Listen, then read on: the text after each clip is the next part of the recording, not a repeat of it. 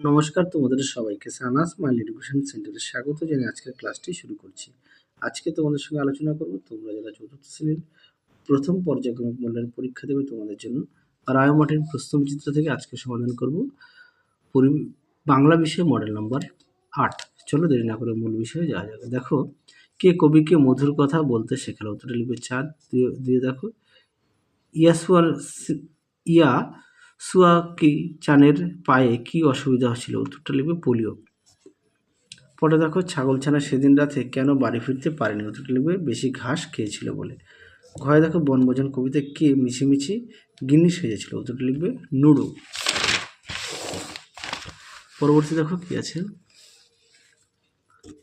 কদাকের প্রশ্নের উত্তরটা হবে সন্দেশ, ক্ষয়ের উত্তরটা হবে পেবেন্দ্র মিত্র, গয়ের উত্তরটা হবে ইয়াসুয়াকি চান, ঘয়ের উত্তরটা হবে 4।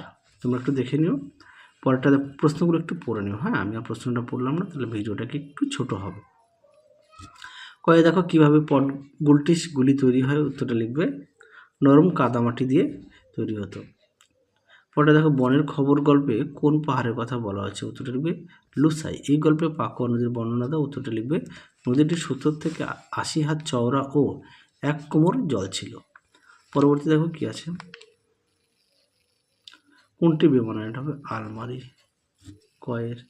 ক্ষয়েরটা হবে তাঁবু। 5 দেখো, এলোমেলো বর্ণগুলি সাজিয়ে লেখো। এটা হবে গুরু গম্ভীর।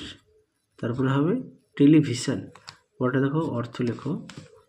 কয়ে বাগিচা মানে বাগান, মৌন মানে নীরব। বিপরীত শব্দ লেখো। কয়ে উদার কৃপণ আর গুরু শিষ্য।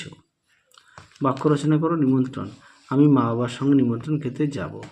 ক্ষয় আছে প্যাসেঞ্জার, যে কোনো গাড়িতে বেশি প্যাসেঞ্জার নিতে নেই। তাহলে চলো, তোমরা সবাই সুস্থ থেকো, ভালো থেকো। আজকের মতো টাটা।